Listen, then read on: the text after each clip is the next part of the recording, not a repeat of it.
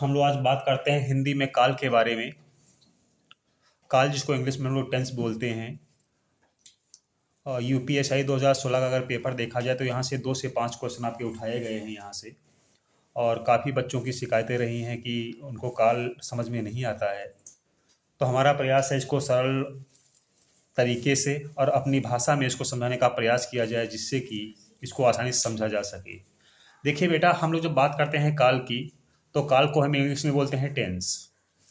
काल का काल की परिभाषा होती है क्रिया के जिस रूप से कार्य के व्यापार के समय व उसकी पूर्णता अथवा अपूर्णता का बोध होता है। तो कहने का तात्पर्य ये होता है कि जो वाक्य में कर्ता होता है, कर्ता के द्वारा जो जो कुछ भी किया जाता है, तो उसके करने का समय का क्या रहा है। ये समय वर्तमान में रहा है, ये समय भूतकाल में रहा है, या समय भविष्यकाल में होगा। इसी को हम लोग बोलते हैं काल। तो समस्या आपको काल की परिभाषा से नहीं आती है। सबसे बड़ी प्रॉब्लम जो आपको फेस करनी पड़ती है कि हिंदी में जो काल होता है उसको अलग अलग तरीके से उसकी व्याख्या की गई है। सबसे पहले हम लोग बात करते हैं वर्तमान काल की। वर्तमान काल जिसको हम हिंदी में बोलेंगे प्रेजेंट इंडेफिनिट, यानी कि क्रिया के उस व्यापार के समय का जो वर्तमान काल किया हमको बोध करवाता है। हिंदी में वर्तमान काल के कुल 5 भेद बताए गए हैं। 5 भेद में जो सबसे पहले आपका है वो है आपका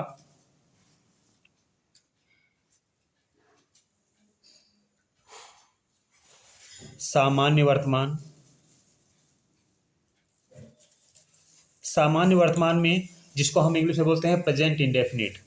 इन वाक्य की विशेषता ये होती है कि जहाँ पे सामान्य वर्तमान दिया जाएगा, इन वाक्यों के अंत में हमेशा ता है,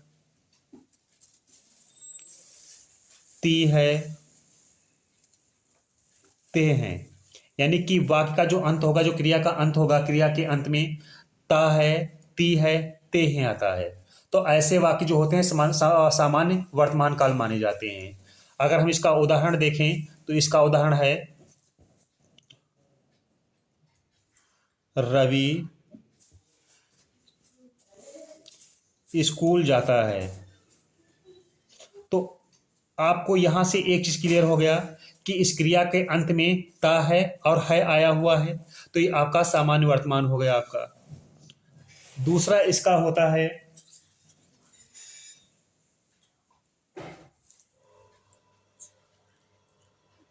तात्कालिक वर्तमान।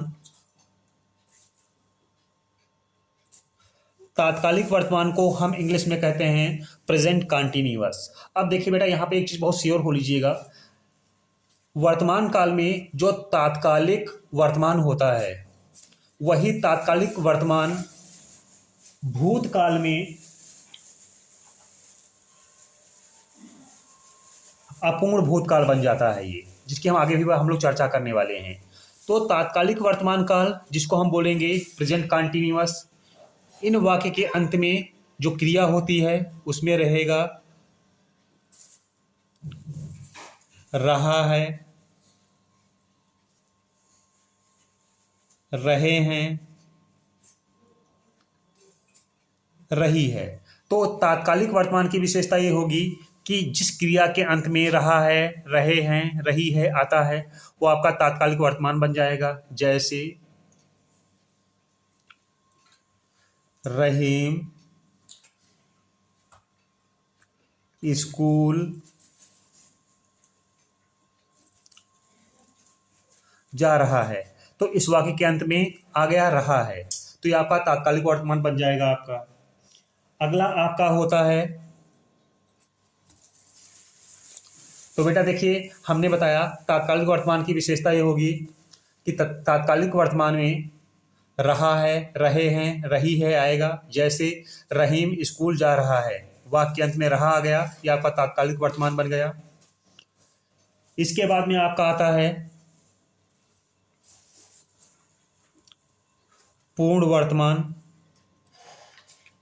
पूर्ण वर्तमान जिसको हम बोलते हैं प्रेजेंट परफेक्ट, इसमें क्रिया के कार्य के समाप्त होने की हमको जानकारी मिलती है।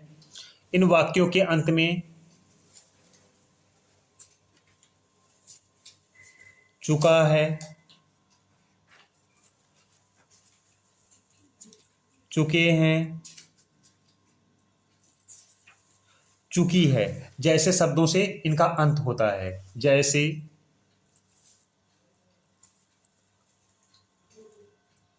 रवि स्कूल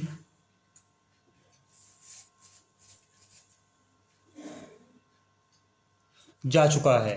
तो अगर हम देखें तो यहाँ पर शब्द के अंत में वाक्य के अंत में आ गया चुका है, ये आपका पूर्ण वर्तमान बन जाएगा। तत्पश्चात आपका आता है संदिग्ध वर्तमान।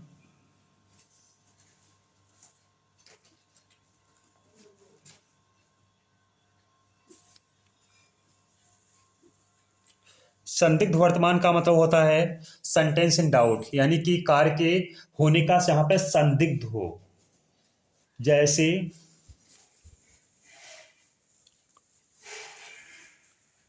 रवि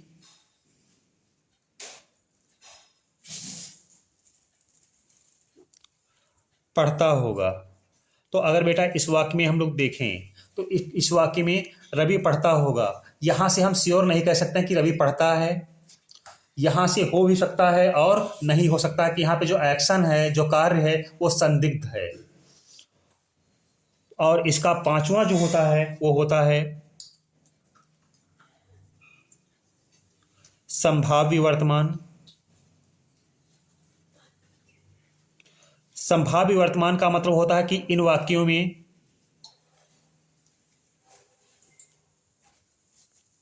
संभव है,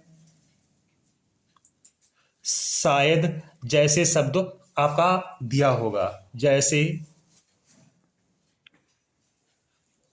शायद आज वर्षा हो, जैसे इसमें आपका दिया गया है शायद आज वर्षा हो, तो यहाँ पर संभावना है। संभावना का मतलब हो गया कि पॉसिबिलिटी है, और पॉसिबिलिटी जो होता है हमेशा 50-50 होता है, हो भी सकता है और नहीं भी हो सकता है। तो इसको हम बोलते हैं संभाव्य वर्तमान। तो हमने बताया आपका वर्तमान काल के कुल 5 भेद होंगे: सामान्य वर्तमान, तात्कालिक वर्तमान, पूर्ण वर्तमान, संदिग्ध वर्तमान और संभाव्य वर्तमान। ये 5 जो होते हैं ये आपके वर्तमान काल के भेद होते हैं। इसके बाद में आपका आता है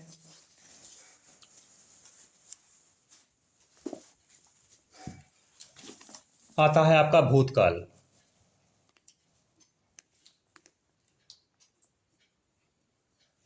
भूतकाल जिसको हम बोलेंगे पास्ट टेंस, यानी कि क्रिया की वह अवस्था जहां से हमको कार्य के अतीत में होने के या समाप्त होने की हमको जानकारी मिलती है। यहां से हमको ये पता चलता है कि कार्य समाप्त हो चुका है। इसके कुल मिलाकर के 6 भेद होते हैं। 6 भेद में जो आपका पहला होता है, पहला है आपका सामान्य भूत।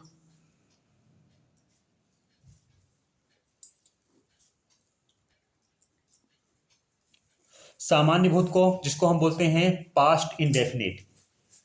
इसकी विशेषता ये होती है कि इसके वाक्य अंत में गई है, गया है, यानी कि वाक्य जो होगा या ई से समाप्त होगा। ऐसे वाक्य की सबसे बड़ी विशेषता होगा कि जो क्रिया होगी उस क्रिया के अंत में या तो या आएगा या तो ई आएगा। जैसे सीता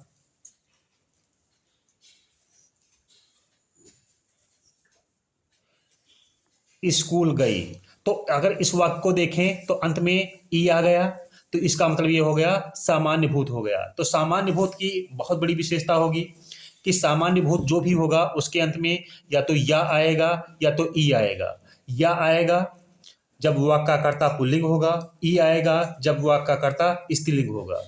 और इससे हमको यह पता चलेगा कि कार्य जो है वो भूतकाल में संपन्न हुआ है। उसके बाद में अगला आपका आता है 2 नंबर पे, इसमें आसन्न भूत। अब देखिए बेटा, जो आसन्न भूत जो होता है, इसका मतलब होता है कि इसमें जो क्रिया हुई है, क्रिया तो अतीत काल में हुई है, लेकिन क्रिया अभी अभी कुछ समय पहले ही संपन्न हुई। आसन्न का मतलब होता है नजदीक, यानी कि जो कार्य है वो कार्य हुआ तो भूतकाल में है, लेकिन कुछ कुछ समय पहले ही यह कार्य संपन्न हुआ है। जैसे इनकी विशेषता होगी, इनके अंत में या है, ई है। अब देखिए बेटा, यहां बहुत क्लियर रखिएगा, जो सामान्य भूत होगा इसमें सिर्फ या ई आएगा, इसमें है नहीं आएगा। जबकि आसन्न भूत जो होता है इसकी विशेषता होगी या के साथ में है आएगा और ई के साथ में है आएगा। जैसे सीता स्कूल गई है। दोनों में अंतर बहुत क्लियर याद रखिएगा आप लोग। अगर या और ई के साथ में है आता है तो ये आसन्न भूत बनता है जाकर के। अगर सिर्फ या और ई आया हुआ है तो हम लोग सामान्य भूत की बात करते हैं उसमें। इसके बाद में आपका आता है नंबर 3 पर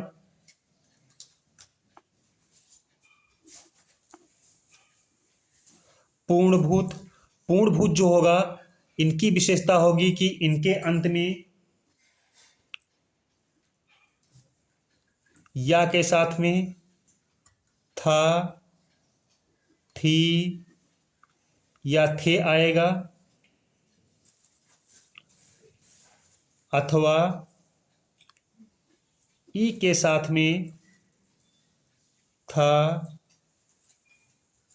थी या थे आएगा। अब देखिए बेटा, यहां पर या होगा, अगर या के साथ में था, थी आता है, अथवा ई आता है, ई के बाद में था, थी, थे आता है, तो ये आपका पूर्ण भूत बन जाता है। जैसे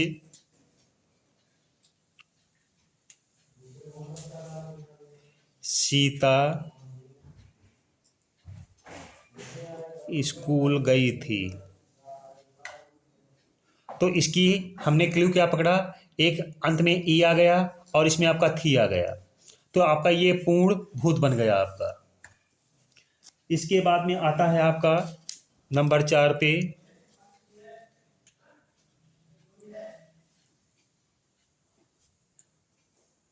अपूर्ण भूत। तो यहां पर बहुत एक चीज क्लियर रखिएगा, वर्तमान काल में जिसको हम तात्कालिक वर्तमान बोलते हैं, भूतकाल में वही अपूर्ण भूत बन जाता है। इनकी विशेषता होती कि इन वाक्यों के अंत में रहा था, रही थी और रहे थे होगा। तो अपूर्ण भूत की सबसे विशेषता होगी, इसमें रहा, रही, रहे के साथ में आपका था, थी, थे का प्रयोग होगा। जैसे सीता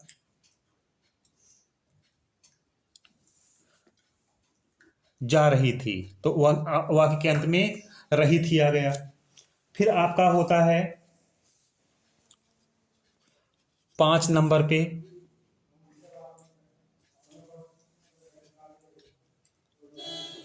संदिग्ध भूत। संदिग्ध भूत में क्या होता है कि बेटा, इसमें कार्य के होने की जो होता है वो डाउट होता है, संदिग्ध होता है, कार्य हो भी सकता है और नहीं भी हो सकता है। इसकी विशेषता होगी जैसे सीता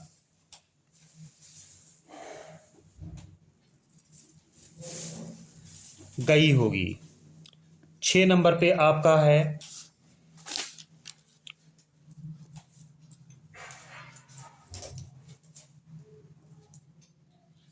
हेतु हेतु मद। हेतु हेतु मद का बेटा मतलब होता है कि इसमें एक क्रिया की सफलता दूसरी क्रिया पर निर्भर होती है। चूंकि एक क्रिया नहीं होती इसलिए दूसरी क्रिया संपन्न नहीं हो पाती है। इसमें क्या होगा, एक क्रिया की सफलता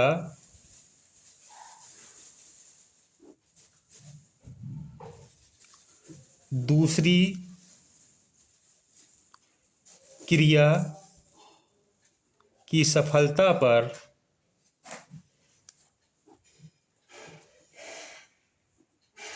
निर्भर होती है। इसमें विशेषता ये होगी कि जैसे आपसे ये कहा गया, जैसे इसमें कहा गया यदि तुम परिश्रम करते तो अवश्य सफल होते।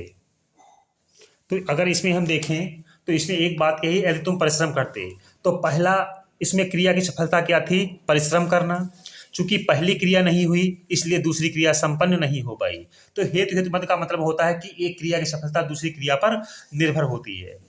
अब देखिए बेटा, आप एक बहुत क्लियर याद रखिएगा, आप में अगर हम देखें तो आप में जो प्रश्न आए हुए हैं यूपीएससी 2016 में, सामान्य वर्तमान से पूछा गया है, तात्कालिक वर्तमान से पूछा गया है, पूर्ण वर्तमान से पूछा गया है, और आपका संभाव्य वर्तमान से क्वेश्चन आया हुआ है आपका।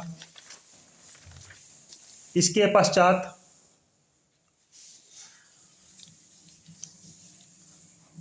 आसन्न भूत से आया हुआ है, अपूर्ण भूत से आया हुआ है, पूर्ण भूत से आया हुआ है, और हेतु हेतु मद से क्वेश्चन आपका पूछा गया है। तो अगर हम देखें तो इसके लिए बहुत ज़रूरी होता है कि हम इनके बारे में पूर्ण जानकारी हासिल करें। इसके बाद में बेटा आपका होता है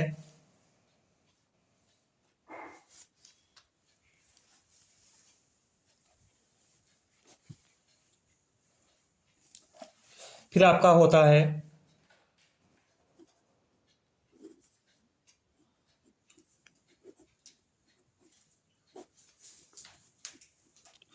भविष्यकाल। भविष्यकाल की एक विशेषता होती है कि जिस भी वाक्य के अंत में गा, गी, गे अगर आता है तो ये सीधा सा मतलब ये होता है कि वह वाक्य भविष्यकाल की बात कर रहा है। जैसे रवि स्कूल जाएगा, मैं पढ़ूंगा, इत्यादि इत्यादि। तो अगर हम इसकी बात करें तो इसमें जो पहला वाक्य होता है इसके कुल 3 भेद हैं। पहला है आपका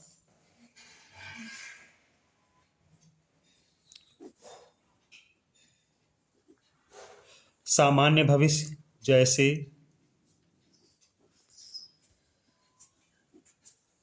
रवि जाएगा। दूसरा है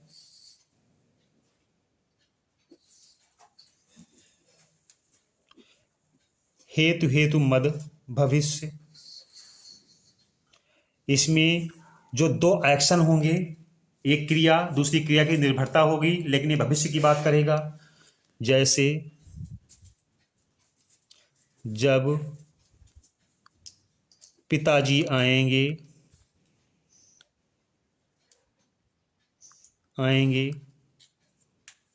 तब मैं बाजार जाऊंगा। तो देखिए बेटा, इसमें आपको आएंगे और जाऊंगा ये दोनों के दोनों वाक्य जो है आपके भविष्य की बात कर रहे हैं। और इसमें पहली क्रिया की सफल यानी कि दूसरी क्रिया की सफलता पहली क्रिया पे डिपेंड करती है। पहली क्रिया जब पिताजी आए तब मैं बाजार जाऊं, यानी कि जब पिताजी आएंगे तब मैं बाजार जाऊंगा। तो पहली क्रिया जो है जरूरी होता है कि पिताजी आए, तब दूसरी क्रिया संपन्न हो पाएगी। तो इसको हम बोलते हैं हेतु हेतु मत बोलते हैं इसको है। और फिर आपका होता है संभाव्य भविष्य। तीसरा है आपका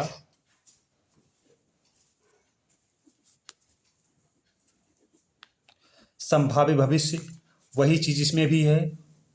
संभव है आज वर्षा हो। तो ये आपका जो है हम लोग काल की हमने बात किया। और अगर आपको इसमें कुछ भी ज़्यादा डीपली में कुछ जानकारी चाहिए तो आप हमको ज़रूर लिखिए, हमको बताइए।